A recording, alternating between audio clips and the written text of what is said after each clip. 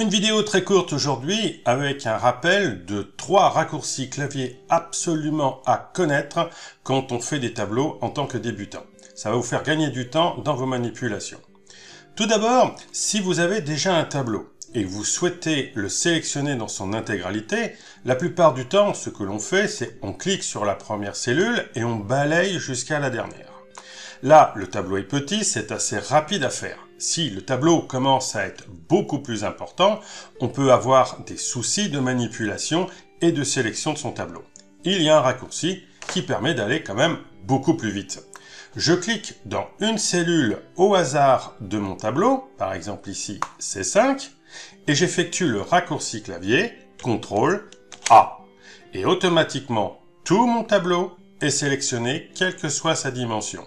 Donc c'est quand même beaucoup plus rapide et beaucoup plus sûr. Deuxième raccourci à absolument connaître, c'est le contrôle début. Je vous montre une image du raccourci effectivement qui se trouve sur votre clavier, parce qu'on ne sait pas forcément où est cette touche qui s'appelle début. On l'appelle aussi parfois home, comme maison. Donc dès l'instant qu'on fait contrôle début, on revient à la première cellule, c'est-à-dire A1. Regardez ici, je suis positionné en cellule F9, c'est ma cellule active. J'ai envie de revenir au début de mon tableau très rapidement. Je fais donc contrôle début. Et j'ai bien ma cellule active maintenant qui est placée en A1, qui est donc la première cellule de ma feuille. Troisième raccourci clavier absolument à connaître, c'est le contrôle Shift flèche. Je vous montre également une image de cette touche qu'on appelle Shift qui permet d'avoir la majuscule. Attention à ne pas confondre avec le verrouille majuscule qui lui verrouille le fait de travailler en lettres capitales, en lettres majuscules. Non, le Shift c'est la touche qui est juste en dessous et qu'on appelle parfois aussi Maj. Je vais effectuer 2 manipulations avec ce raccourci clavier. Regardez ici, je suis placé en cellule A1. J'aimerais que les titres de mon tableau, c'est-à-dire toutes les informations qui sont sur la ligne 1, donc de A1 jusqu'à D1, soient sur un fond de remplissage en bleu. Je pourrais très bien balayer les 4 cellules pour les sélectionner. Je vais faire ça avec le raccourci clavier. Donc je me place en A1 et j'effectue CTRL SHIFT flèche vers la droite et automatiquement les 4 cellules sont sélectionnées.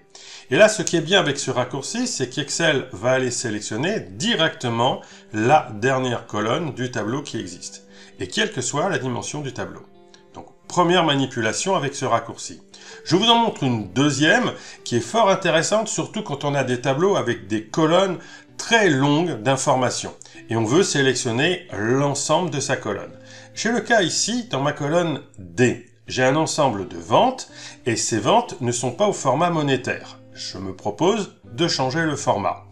Je pourrais très bien balayer de D2 jusqu'à D11, bien sûr, pour le faire. Mais je vais utiliser le raccourci clavier. Je me positionne en D2 et j'effectue CTRL SHIFT et cette fois-ci, je prends la flèche vers le bas. Et automatiquement, Excel me sélectionne les cellules qui vont de D2 jusqu'à D11. Il ne me reste plus qu'à appuyer sur le bouton du ruban pour le mettre en monétaire. Alors ici, bien évidemment, je le rappelle encore une fois, je le fais sur un petit tableau pour que ce soit très visuel. Ce tableau, vous l'avez en téléchargement dans la description pour pouvoir vous entraîner, vous amuser avec. Mais bien évidemment, les raccourcis ont un immense intérêt quand je commence à travailler des grands tableaux sur des grandes feuilles qui me demandent de faire constamment des déplacements. Et là, plutôt que d'utiliser la souris, faire la molette et ainsi de suite, je vais perdre du temps. Donc ces raccourcis me permettent véritablement de gagner du temps. Voilà. Allez, trêve de bavardage. Je vous laisse pratiquer tout ça et on se retrouve à une prochaine vidéo.